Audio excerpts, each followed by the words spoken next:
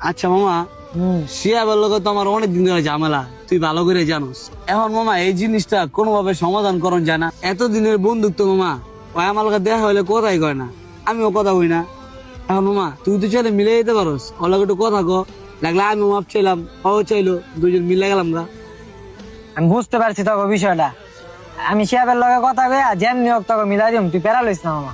ঠিক আছে মামা, তাহলে কথা কইস। 2 ঘন্টা পর। কিরে মামা কেমন আছস? আলহামদুলিল্লাহ ভালো। ভালো আছস? কেমনে ভালো থাকবো আর, বন্ধু বান্ধব রইলে আমি উল্টা পাল্টা কথা কয়, এটি শুনলে কি আর ভালো থাকুন যায়? কে কি হইছে তোরা ভাই? কেডা কি কইলো আর কার নামে কইলো?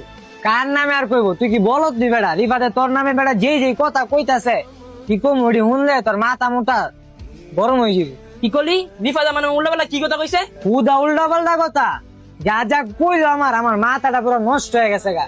তোরে বলে এক লগে রাইখা খাওয়াইছে পিন্দাইছে, আর তুই বলে ওর লগে পল্লি লইছস। আর ওই যে কি কইছে এটি শুনলে তোর মাথা থাকবো না বেটা।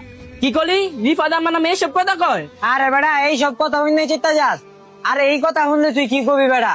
ওই তো কইছে তোরে চিবা চাবায় পাইলে মাইরা তোরে বস খেলা লেবু। কি করলি? রিফাজার মতো বলে আমারে মারবো? ওর সাহসটা ইদানিং অনেক বাইরে আছে গা।